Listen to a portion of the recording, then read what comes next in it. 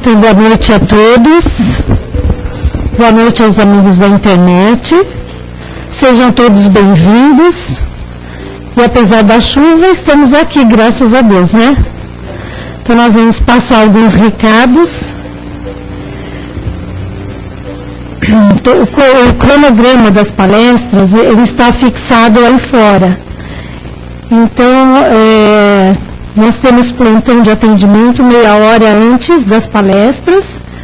E de sextas-feiras, nós temos um grupo de apoio a dependentes químicos e familiares. Então, não é uma palestra, ela é aberta ao público em geral, apenas aqueles que estiverem passando por problemas de dependência e seus familiares. Nós também temos trabalho social, todo segundo sábado de cada mês. São distribuídas 62 cestas básicas. As famílias cadastradas são distribuídas aqui ao redor, aqui, né? Carandiru, Tietê. E nós agradecemos com a colaboração de mantimentos não perecíveis. Todos os sábados, a partir das 17 horas, nós temos também a montagem de lanches para distribuição aos moradores de rua, também aqui das imediações. E também gostaríamos de contar com a colaboração de todos que puderem auxiliar nesse trabalho, ou mesmo para ajudar a confecção dos lanches. Temos a nossa livraria, né, com livros novos e usados. E também, para um aviso para os internautas, nós temos, está aberto as perguntas, quem quiser fazer, só mandar via internet aí, a gente vai estar respondendo. Agora a gente pede para desligar os celulares.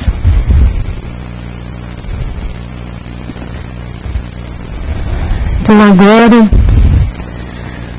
vamos nos acalmando.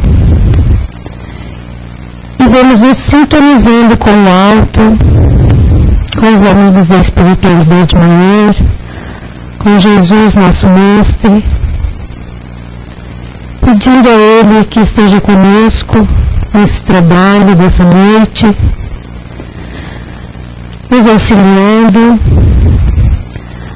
Pedimos a Ele também que nos oriente da melhor forma, para que tudo aquilo que a gente veio buscar aqui, a gente possa receber como auxílio. E não podemos esquecer de agradecer. Agradecer todas as bênçãos que Ele nos concede todos os dias, desde o levantar até a estar aqui juntos, o pão de cada dia, os nossos amigos, os nossos familiares, o cobertor, o nosso trabalho. Ó Mestre, nós só temos a agradecer. E aqui estamos mais uma vez agradecidos também por todo esse momento que nós vamos de aprendizagem, que nós vamos receber essa noite. Porque aqui nós vamos estar sintonizados para que esse alívio possa nos auxiliar. Então aqui estamos mais uma vez agradecidos, Pai. Que assim seja. Graças a Deus. Então o tema da noite hoje será do livro Ceifa de Luz, de Francisco Cândido Xavier, e é Doentes em Casa, é o tema. Então vamos desejar ao nosso palestrante uma boa palestra. Obrigada. Muito boa noite a todos, que Jesus nos abençoe, e a todos os que nos veem pelo meio eletrônico, né? Muito boa noite a todos. Nosso tema é Doentes em Casa, como foi mencionado, extraído do livro Ceifa de Luz, psicografado pelo Chico Xavier, com autoria espiritual de Emmanuel, onde Emmanuel se baseia numa afirmação do apóstolo Paulo, na carta que ele escreveu aos habitantes de Colossos, aos colossenses, em que Paulo diz: e a paz de Deus, domina em vossos corações, para a qual também fostes chamados em um corpo, e sede agradecidos. Fomos chamados para a paz de Deus que domina em nossos corações em um corpo. E nos começa perguntando, né? Se nós de repente fôssemos para o plano espiritual, faz de conta. Chegando lá, somos recebidos e nos informam que se antes de nos informarem, chegando lá nós observamos parentes, amigos, companheiros e até desafetos em situação complicada no plano espiritual. Essa é a hipótese, né? Nós chegamos lá bem, mas olhamos para o lado, está lá o pai que muitas vezes nós não sabíamos, né? Pode ter incorrido em erros graves em termos de progresso espiritual. Chega lá, como narra-nos muito bem o espírito André Luiz, o próprio André Luiz encontrou o seu avô no umbral. Era um avô querido, né? Que ele jamais imaginaria que ia encontrar lá. Encontrou aonde? Num vale todo escuro, cheio de gente parecida com ele, com um monte de lama agarrado nos braços, né? Com o olhar esgazeado, como ele diz, como se estivesse preocupado. Quem vem aí? Né? Então ele estava lá no plano espiritual, no umbral, num circuito fechado de pensamento, onde ele acreditava que mantinha em suas mãos um montante em ouro ou objetos valiosos, e preocupadíssimo com os ladrões, com os malvados que viriam lhe surrupiar aqueles bens. Mas o André olhou e não era nada mais do que lama. Então, o familiar querido estava lá passando uma situação difícil, porque em sua mente cultivou ao longo de toda a vida a preocupação com o ouro, com o ter, com o não deixar ninguém me tomar. É meu. E esse tipo de pensamento cultivado incessantemente fixa o nosso pensamento. Tanto que a doutrina espírita nos ensina, não há nada de errado em ter dinheiro, em ter bens. É um objetivo nosso a perseguir. Trabalhar honestamente, ganhar dinheiro e comprar uma casa, compra carro, compra apartamento, roupa. Não tem nenhum problema nisso. O problema é quando nós esquecemos que estas coisas são colocadas a nosso serviço com algum propósito e pensamos apenas no ter. Eu quero ter, aí é o nosso orgulho que fala, né? Eu quero ter para parecer que sou melhor. Eu quero ter bastante para mostrar que eu sou vencedor enquanto os outros são perdedores. Eu quero ter para garantir o meu futuro. Isso é difícil de entender, né? Todos nós queremos guardar algo para a nossa velhice. Totalmente correto.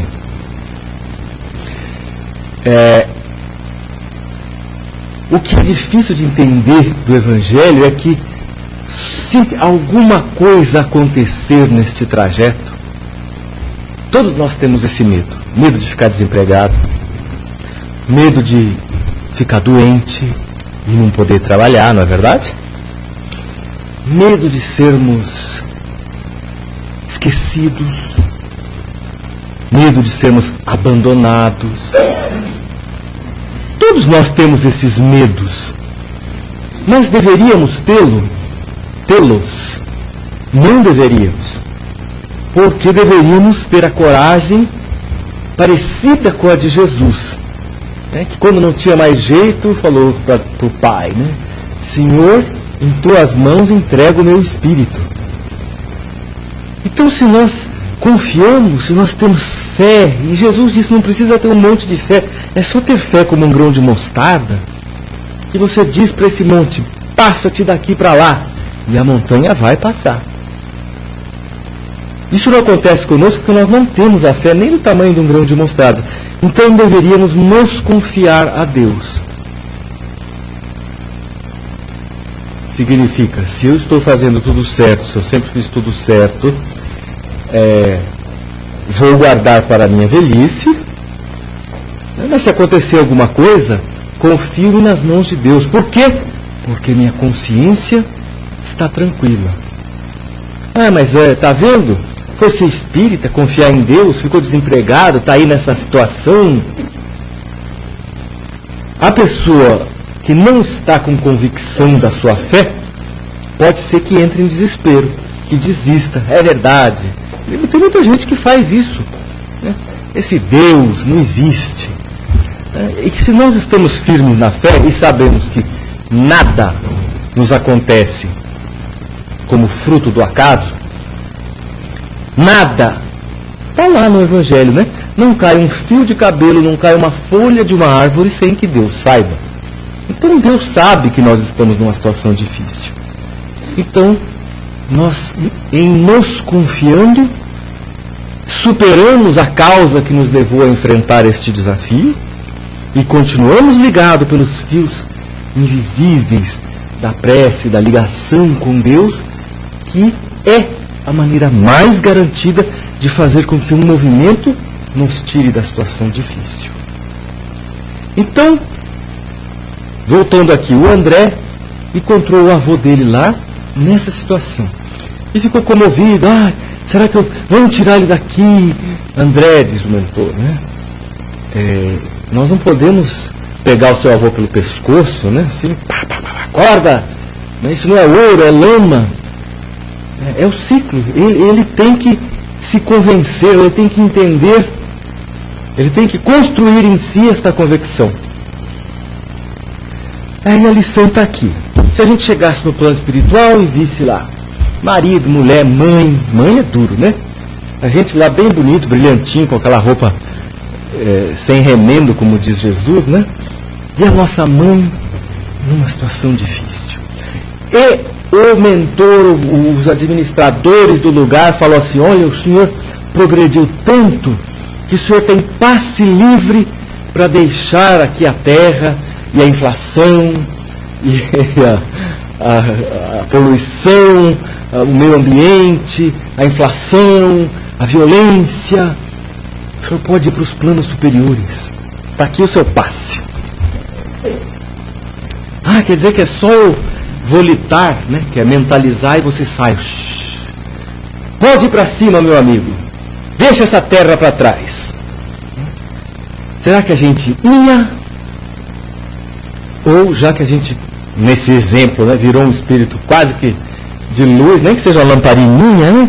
Será que a gente ia e largava? Fala, eu progredi. Eu ganhei asas. Eu sou um espírito leve. Eu sou quase transparente. E esse pessoal aí, azar, roubaram, mataram, mentiram, traíram, enganaram, né? Assim como eu superei as minhas fraquezas, eles devem superar deles. Será que nós faremos isso? Quem é que a gente conhece que teve essa oportunidade e não fez? Muito famoso, entre aspas, né? Doutor Bezerra de Menezes. Chega lá no plano espiritual, doutor Bezerra de Menezes, o senhor já tem categoria, evolução, amor, luz, para ir para outros mundos, doutor. Ele falou, tá bom, muito obrigado, mas será que eu podia ficar mais um pouco aqui na Terra, que tem tanta gente precisando, tanta coisa para fazer, e está aqui até hoje. Ele podia estar lá em alguma estrela brilhante, né? Onde todo mundo é bonzinho, inteligente, etc.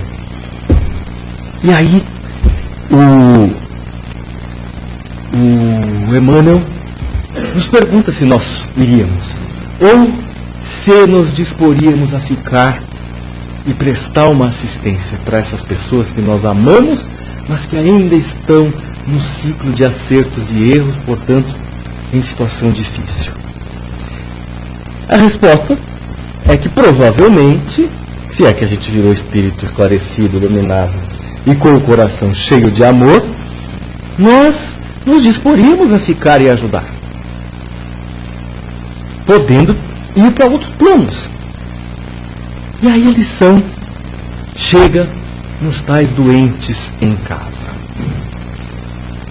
Se nós, nesse exemplo, porque imaginar é fácil, né? Fazer é que não é fácil. Se nós provavelmente nos comportaríamos assim, até porque não faria sentido uma pessoa egoísta chegar no plano espiritual, ganhar o passe para subir sendo egoísta, não está batendo. Né? Se ganhamos o passe é porque já não somos mais egoístas. Cuidaria dos seus entes queridos? Quais são os entes queridos que podem se encontrar em casa na condição de doentes? São tantas situações, não é verdade? Pode ser, as nossas irmãs devem saber direito disso, né? O maridão com uma gripe. Dizem que a mulher com gripe espirra, tosse e continua arrumando a casa, né? E o marido, é uma piada que eles fazem, né? E o marido com gripe, aquilo fica com o nariz vermelho, eu estou morrendo, é uma coisa, não é? Eu imaginei, porque se não fosse isso, ninguém teria feito essa brincadeira que a gente vê em umas figurinhas assim, né? Termômetro na boca. Não, ai, marido, pode pegar essa xícara para mim? Não posso, estou doente, né? Tal. Mas não é só isso, porque a gripe passa. No nosso lar, nós podemos ter pessoas que são doentes em caráter permanente, né? Que estão enfermos em caráter permanente. Nós podemos ter uma pessoa que nasceu com alguma dificuldade, seja física, seja mental. Nós podemos ter uma pessoa que era saudável e sofreu um acidente e hoje não fala, não se mexe. Nós podemos ter um velhinho, uma pessoa querida que envelheceu. Para onde que nós vamos mandar os velhinhos? No mundo tem de tudo, né? Tem culturas que nem pensa. A pessoa começou a ficar velha, já põe lá no asilo, né? Se o país é rico, o asilo é chique, tem TV a cabo, tem enfermeiro, enfermeira, 24 horas por dia. Tem tudo, mas fica faltando uma coisa: um carinho, um acolhimento, um aconchego. Em país pobre tem gente que faz a mesma coisa e põe lá naquele asilo e o pessoal lá trata, sabe Deus de que jeito. Tem gente que não põe no asilo. Tem gente que mantém em casa. Alguns cuidam e tratam bem. Mas, só ler os jornais, os noticiários, de vez em quando, nós encontramos companheiros que mantêm os velhinhos em casa e não os tratam bem. E alguns vão além. Os maltratam, os espancam. Na Terra tem de tudo. Por isso o nosso planeta é um planeta de expiação e provas, onde se encontram os espíritos que ainda não se desenvolveram a ponto de que os bons pensamentos prevaleçam sobre os maus pensamentos. Uns um pouco mais, uns um pouco menos, mas a média do planeta Terra é a sociedade que nós temos. A média do planeta Terra é a soma tirada da média do comportamento de 7 bilhões de almas que estão encarnadas no corpo físico. Então vivemos aqui num planeta que a gente tem medo de ficar desempregado porque a gente fica no meio abandonado. Pode passar necessidade, os nossos familiares podem passar necessidade. A gente tem medo de outro ser humano que a gente não sabe. A gente está tirando o carro da rua, vem e nos assalta. Existe violência, pobreza, ignorância.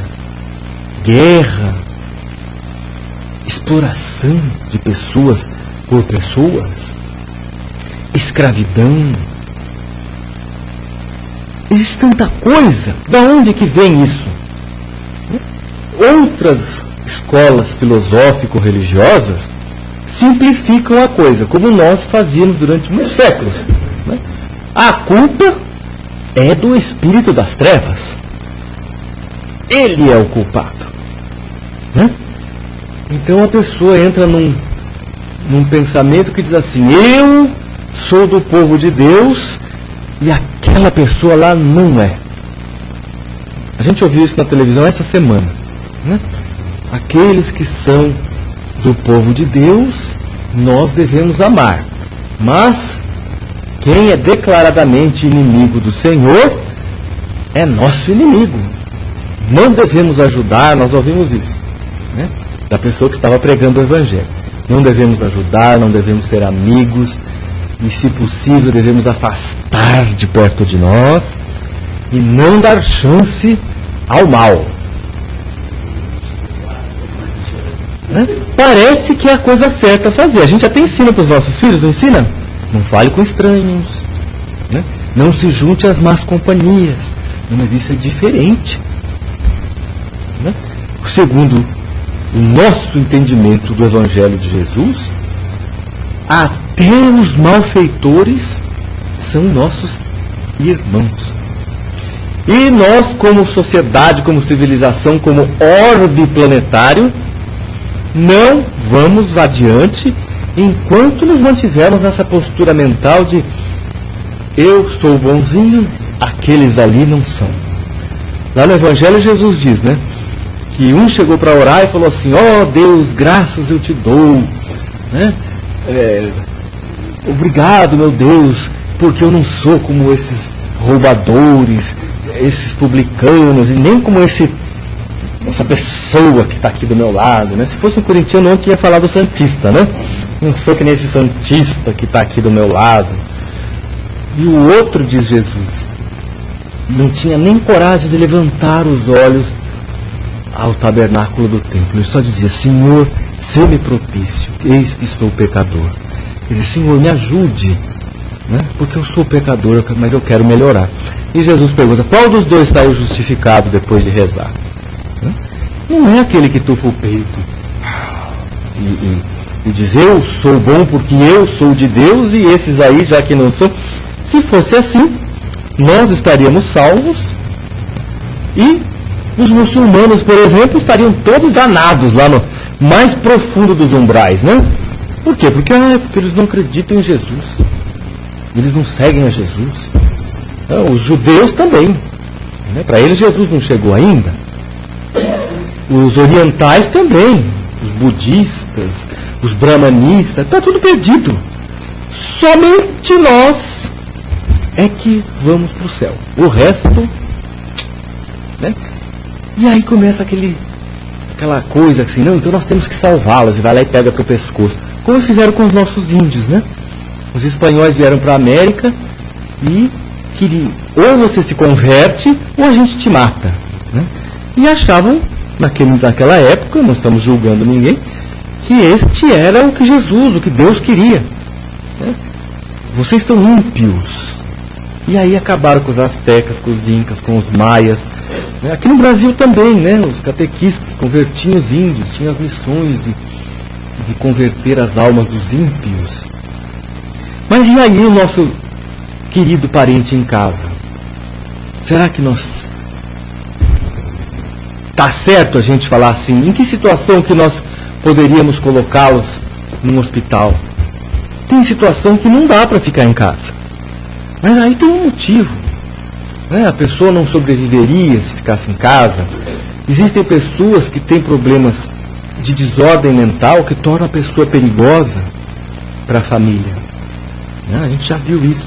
Se alguém tira o olho um pouquinho e o outro está dormindo, o familiar vai lá e com as unhas, se cravasse as unhas em você, não tinha quem tirasse. Então a pessoa corria até risco de vida. Não tinha jeito. Os médicos davam calmantes. Era um espírito que reencarnou recebendo as consequências da ira de muita gente a quem ele tinha prejudicado. Então ele tinha incapacidade de manter o equilíbrio mental. E dentro desse desequilíbrio ele colocava em risco a integridade física dos irmãos, das outras crianças, dos pais. Não tinha jeito. Nesse caso, teve que ir para uma instituição por absoluta impossibilidade de cuidar dele. Mas quem são esses parentes, esses doentes que apareceriam no nosso lar? Como estudiosos da doutrina espírita, nós sabemos que nada se dá ao acaso.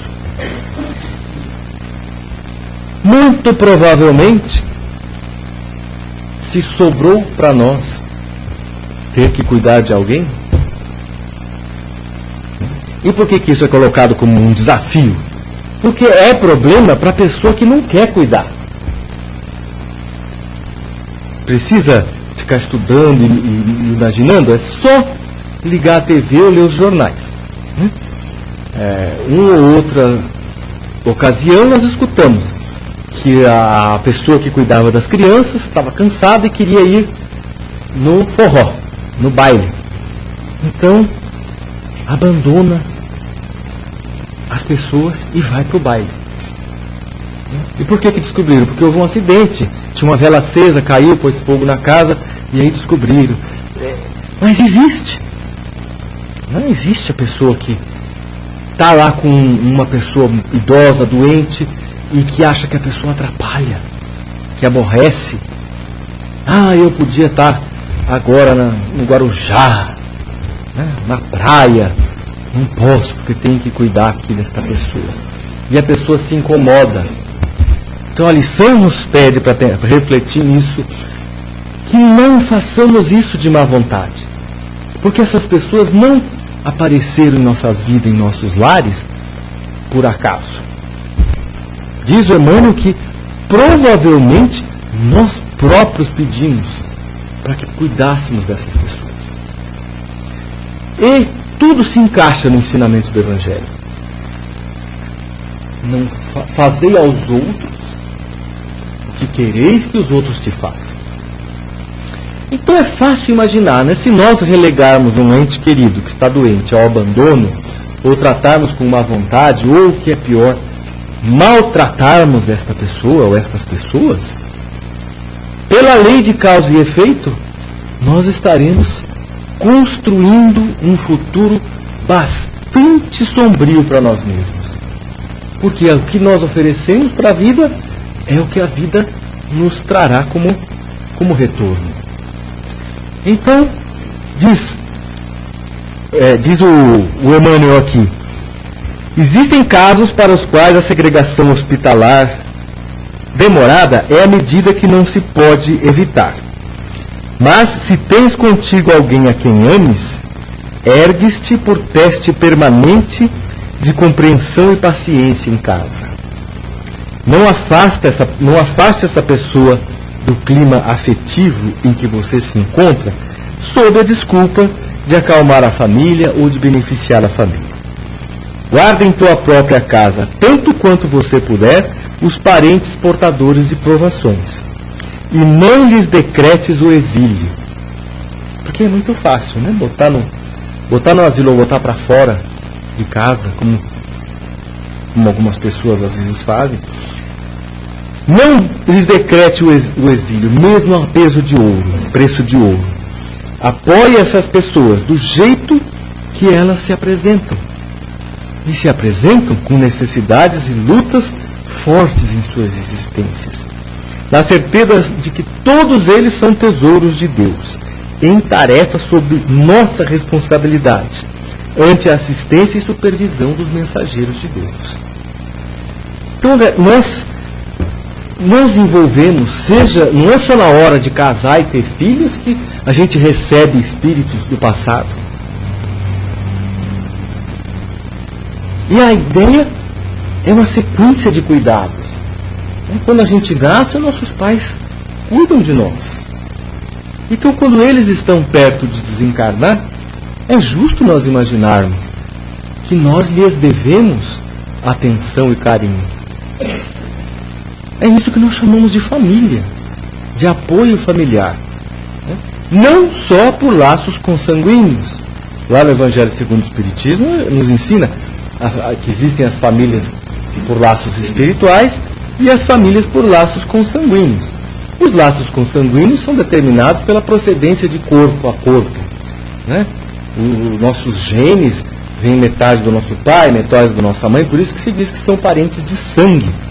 Mas uma família, o conceito de família, são pessoas que se reúnem para se cuidarem umas das outras e favorecerem uma, apoiar a outra nas suas lutas e juntar forças para que cada uma se sinta fortalecida.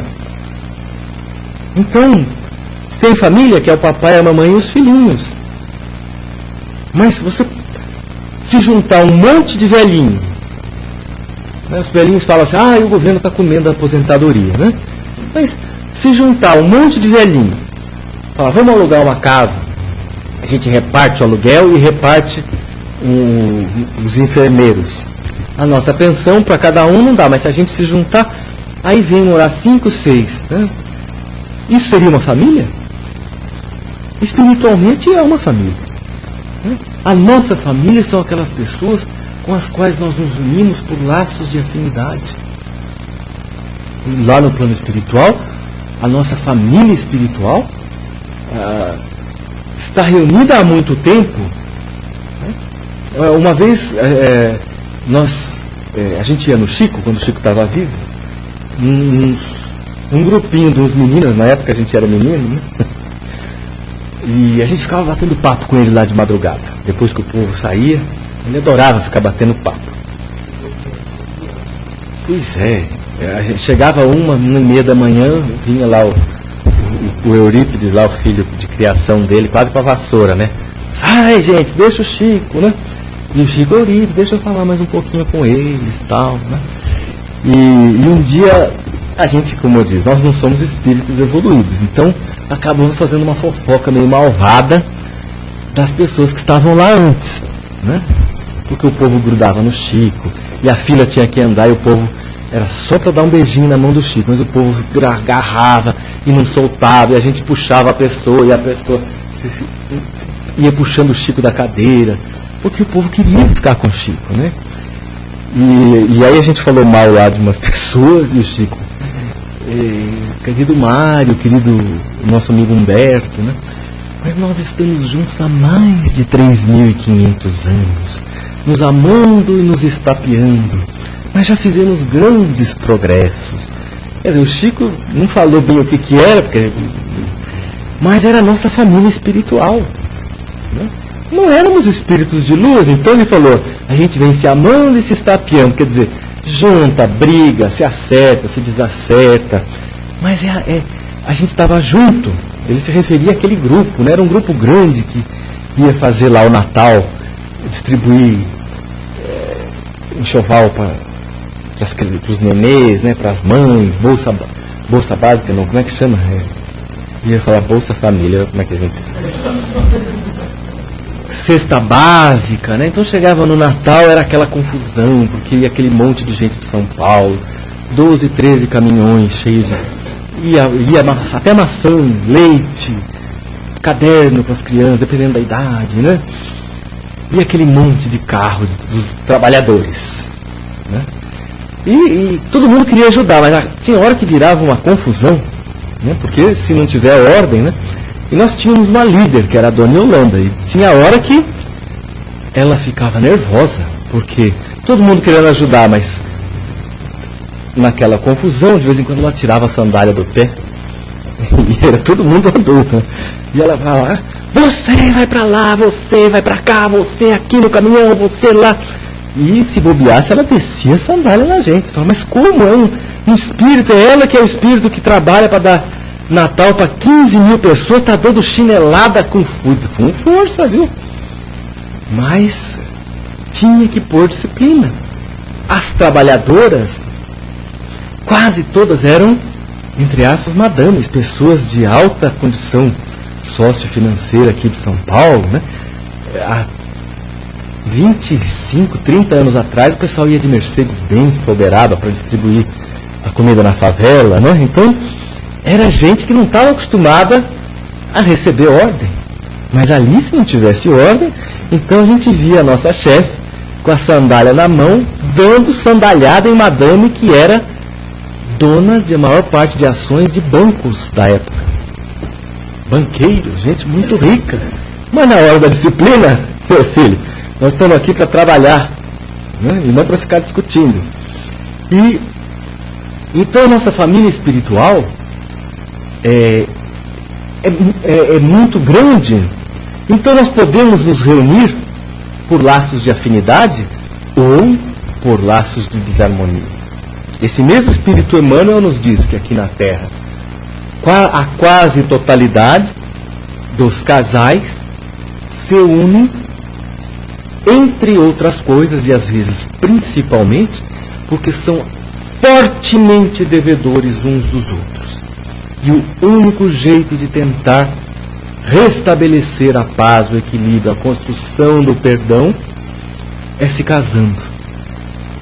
Isso significa que a gente tem que ter consciência quando casa que é uma viagem que vai ter momentos de alegria, né? Quando a gente casa, a gente vai em lua de mel, pega aquele barco, vai para um cruzeiro para o Caribe, e é só alegria, e é caipirinha de abacaxi, e é beijinho, meu amor, né? Mas tem gente que casa achando que a vida inteira vai ser esse passeio. E a vida do casal é uma coisa que tem momentos de dificuldade, não é? Tem até crime. Mas então nós temos que ter essa maturidade de saber, olha, eu não vou me juntar com ela ou com ele só enquanto tiver bem. A hora que arruinar, eu jogo ela fora, eu jogo ali fora, né? E vou procurar outra.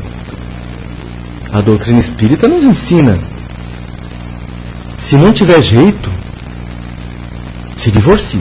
Se for para evitar um mal maior. Mas se não for o caso, aguenta firme. Ah, mas você não casou com aquela cascavel. Mas como cascavel? No dia de ir para o Caribe no barco, era minha pombinha? Era meu amor? Agora é uma cascavel? Então os espíritos nos ensinam. A pessoa que desiste fácil, não está dando certo, vamos divorciar. Poder? Pode. Mas eles falam, isto não resolveu o conflito. Só piorou, porque a gente adiou a solução do conflito, talvez para outra encarnação. Quem diz que na outra encarnação nós vamos ser de novo um casal? E se um dos dois nascer no sexo do outro sexo? E se ela nascer como minha sogra na próxima vida?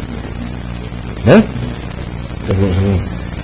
Então, a lição de hoje nos pede que nós, tanto quanto possível, entendamos que como cristãos e discípulos de Jesus, se nós temos os nossos doentes em casa, vamos cuidar deles com o maior carinho. Se eles forem difíceis, complicados, aí o desafio é maior ainda. Portanto, maior será a nossa vitória. E somente em último caso, se não tiver jeito, aí nós podemos, se for o caso, o melhor socorro, interná-los em algum lugar. Mas caso contrário, vamos cuidar dos nossos queridos que se encontrarem em casa doentes. Capaz. Agora tem as perguntas.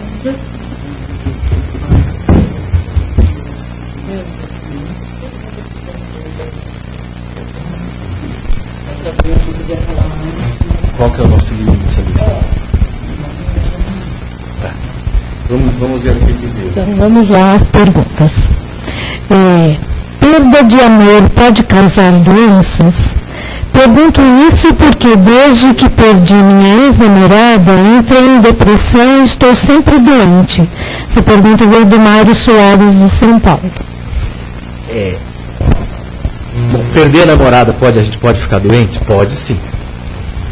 As pessoas vivem ficando doentes porque perderam a namorada, o namorado, o marido. Algumas pessoas, inclusive, não conseguem suportar a ideia de perder, né?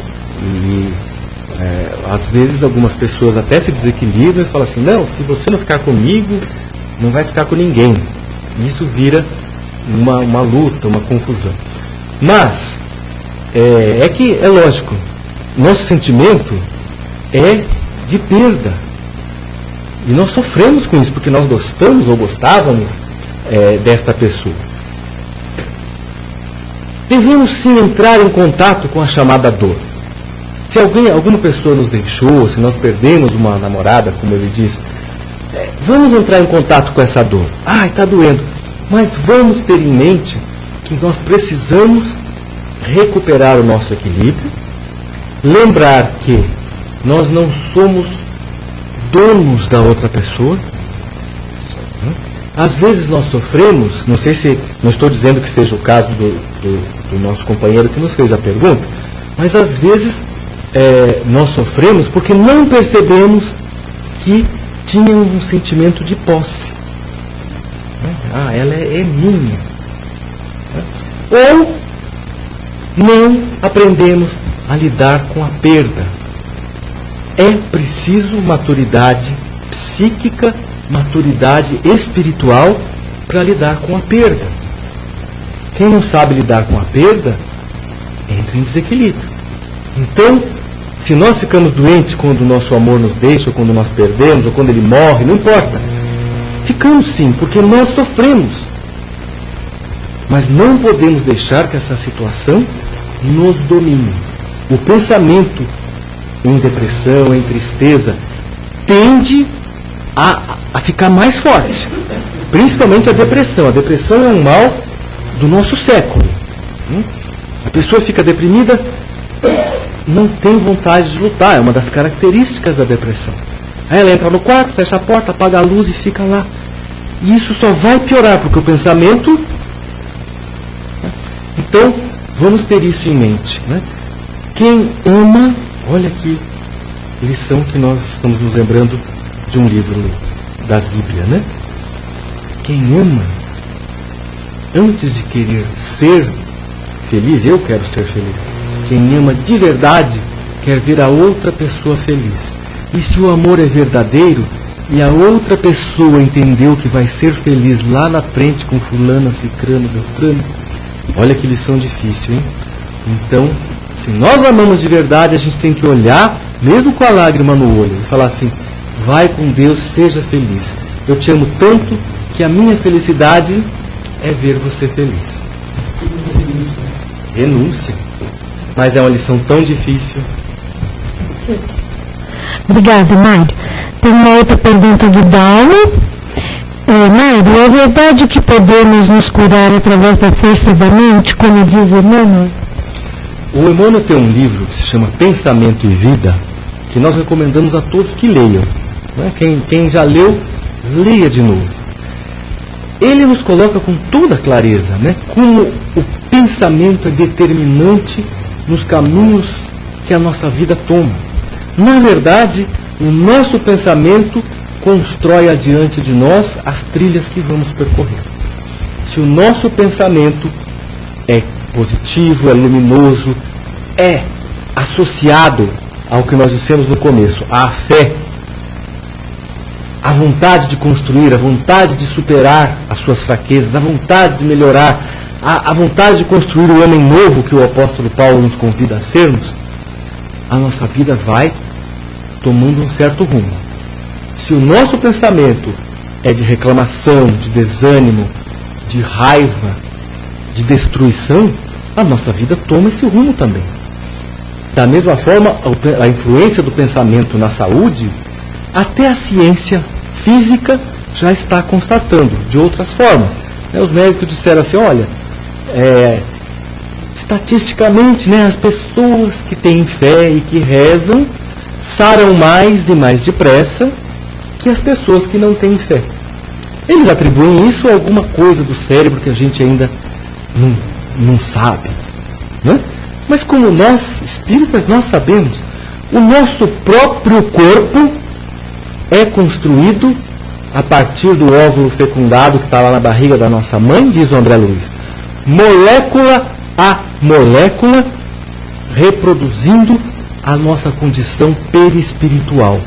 E o perispírito reflete o nosso estado mental. Portanto, o nosso pensamento tem uma influência enorme na nossa saúde, perfeitamente. Orai e vigiai para não cair em tentação. Jesus já sabia de tudo, só que ele não podia falar, então ele falou desse jeitinho. E agora nós somos inteligentes, século XXI, ano 2012, a gente já sabe. Tem a ver com doença? Tem. Obrigada. Eliana, de São Paulo, ela põe assim, parabéns pela palestra, Mário. É verdade que o dinheiro mal usado pode nos deixar doentes no final da vida? Tudo que é mal usado pode nos deixar doentes. Eliana? Eliana. Como nós dissemos, o dinheiro em si não é bom nem ruim. E quando ele cai de monte na nossa mão, todo mundo fica preocupado, né? Eu vou comprar caminhonete para os parentes. E outro dia a televisão mostrou que quase todo mundo que ganhou aqueles milhões na Mega Sena, passado alguns anos a pessoa estava numa situação pior do que antes. Mas como? Porque não soube administrar.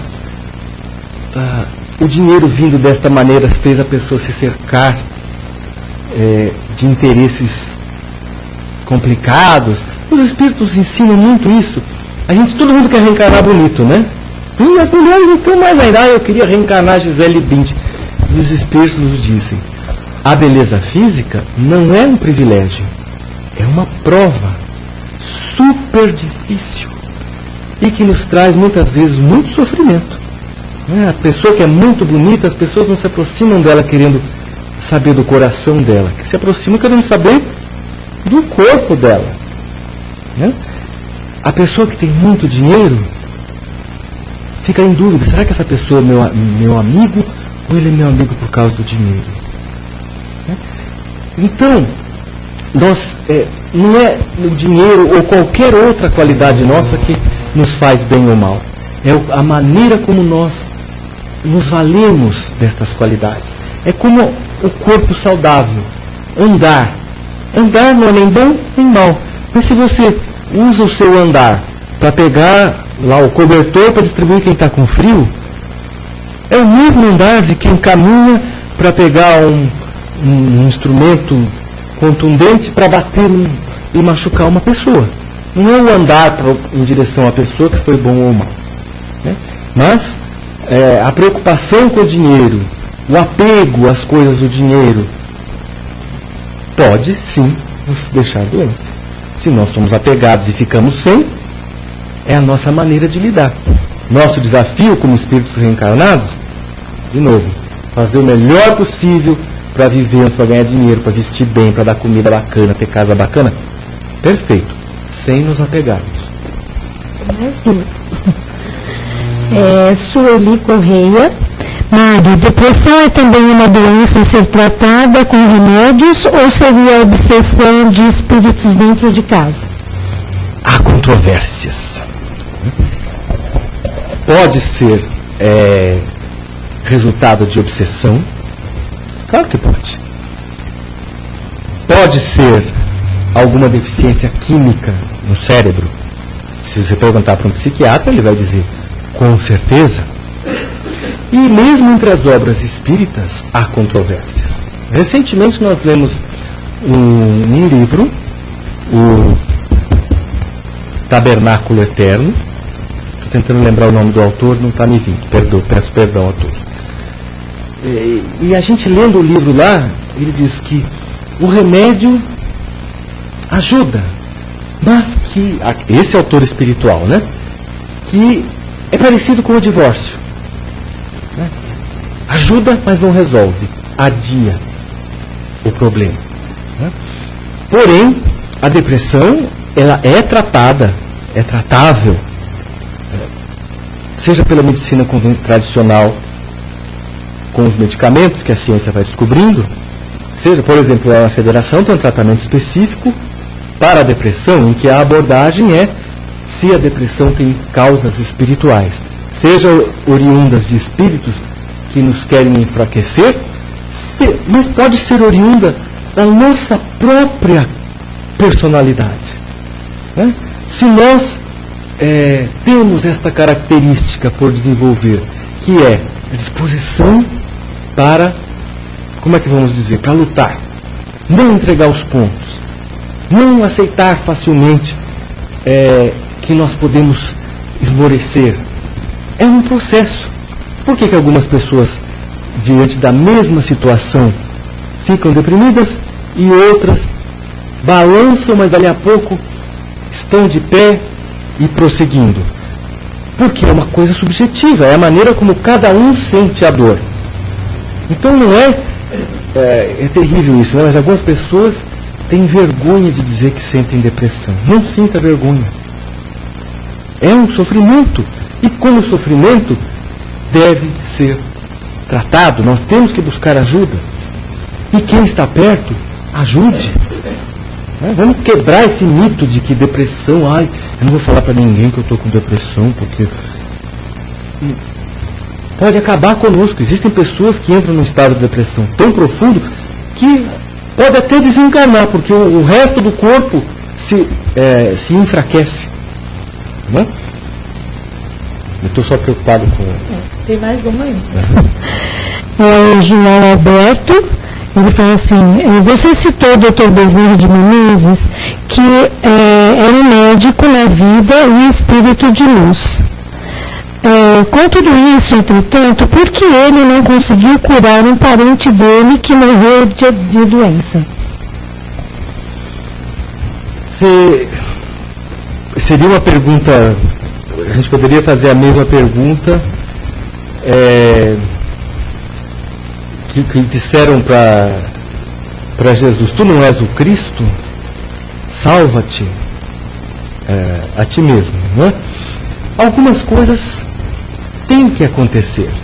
Às vezes nós imaginamos que é da nossa natureza. Quem de nós não gostaria de encontrar uma resposta para os milagres? Sim, eles existem. Né? Uma derrogação das leis da natureza, que é o milagre. Então, nesse caso, quem tem o poder da cura deveria ser capaz de curar qualquer doença.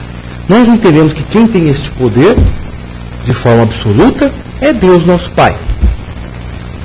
E os mensageiros podem ter, conforme o ensinamento que é dado e conforme o merecimento do doente.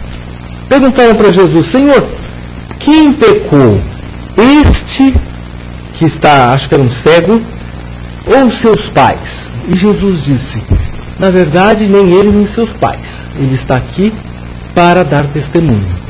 Quer dizer, ele veio com uma missão de viver cego para que no certo momento Jesus o curasse, porque a missão de Jesus era despertar o ser humano para a sua realidade espiritual. Então Jesus diz com todas as letras: ele está cego, mas não é nada de errado que ele fez, nem os pais, nem ninguém. Está aqui para dar testemunho, para servir de testemunho. Então ali Jesus podia curar. Agora, vamos pensar com o nosso próprio raciocínio, né? Se uma pessoa, todos nós, apresentamos toda e qualquer doença como resultado da nossa história pregressa. Ninguém fica doente ou aparece doente por capricho de alguém, mesmo que seja a doença causada pela ação vampirizante de espíritos que vêm nos obsidiar. Porque eles não vêm nos obsidiar de graça. Eu estou passando na Praça da Sé e alguém resolve grudar um espírito em mim para drenar as minhas energias e aos pouquinhos eu vou ficando branco e vou morrer. Existem os fios complexos das causas e efeitos atuando. Então, se o Dr. Bezerra não pôde curar todos, nós devemos imaginar que existem razões plausíveis para isso. Não é uma questão dele não ter querido ou não ter podido. Pode ser que aquele familiar, o processo educativo, reencarnatório, evolucionário dele, não contemplava aquela cura. Quantas vezes os espíritos nos ensinam que a manifestação da doença é o processo de cura. A pessoa, vamos criar um exemplo que nos veio à mente, né? Que a pessoa que se suicidou cortando a mão, se por acaso ela reencarnar com uma atrofia de mão, com os membros atrofiados, né, foi o seu pensamento que causou o dano que levou ao suicídio. Desejou cortar. Quando está sem a mão, o pensamento deseja a reconstrução. Olha, tem a ver com a pergunta do pensamento. Devemos abortar o espírito que está reencarnando, a gente já sabe que está doente, dizem os espíritos. Aquele espírito está reencarnando e a doença é parte do processo de cura. Se a gente interrompe isso, a gente está impedindo, é como impedir alguém de tomar remédio. Então, tudo que nos passa, não nos passa por capricho de Deus. E antes de falar assim, meu Deus, por que eu sofro tanto? Né? Vamos pensar, meu Deus, o que o Senhor quer que eu aprenda com isso? Me tira logo disso, faz passar essa dor. Eu não vou reclamar, Senhor. Mas o que é para eu aprender com isso? Então nós agradecemos aos amigos da internet. E como está em cima da hora, gente, né? Nós vamos, o Mário vai ficar aqui do lado. Se alguém tiver alguma pergunta, ele vai poder ajudar vocês depois, tá bom? Obrigada. O seu Américo está em cima da hora, aí vai atrasar, tá bom? Obrigada.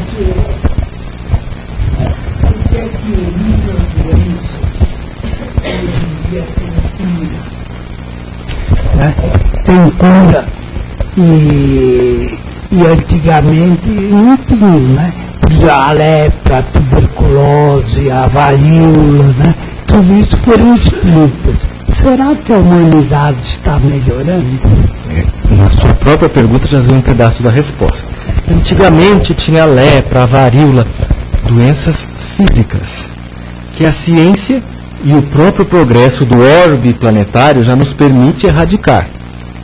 No entanto, ainda não nos livramos do mal, porque a vacina nos protege da varíola e etc. Mas o sofrimento hoje, ele é mais interior. Nós temos tudo, casa, etc., mas as pessoas estão sozinhas, as pessoas estão em desequilíbrio, as pessoas... Né? Então é natural que a ciência, aos poucos, consiga nos livrar dos males de natureza física, porque nós estamos estudando e aprendendo a natureza humana, a natureza bioquímica, genética do ser humano. Mas nós só vamos atingir esse estado de paz, que a lição de hoje nos fala, se nós estivermos em equilíbrio mental, se o nosso coração estiver equilibrado, se o nosso espírito estiver equilibrado.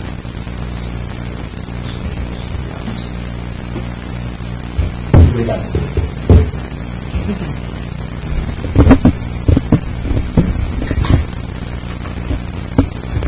Agora vamos passar para as vibrações. Depois de ter recebido tanto, vamos doar tudo isso aqui de bom para todos aqueles que se encontram enfermos. Vamos pedir ao Pai que Ele possa envolver todos esses doentes que estão em nossos lares ou nos hospitais, que eles possam receber essa gota de paz e de luz, que os nossos amigos também que recebem esses doentes em nosso lar, os familiares, possam ter a paciência, possam ter o amor, sabedor de que também em algum momento da vida deles, eles ajudaram. Então que nesse momento eles possam retribuir com esse carinho, com essa atenção, com essa paciência, Pai. Pedimos aos governantes também que eles possam ter uma atenção maior com todos esses nossos doentes, esses mais necessitados, para que eles possam toda a consciência da necessidade maior em que todos estão envolvidos. E assim, Pai, agradecidos mais uma vez estamos por todas as bênçãos recebidas nessa noite, que nós possamos sair daqui carregados dessas energias de amor, de paz e de equilíbrio, e todos que se achegarem a nós possam sentir essas vibrações. Muito obrigada, que assim seja.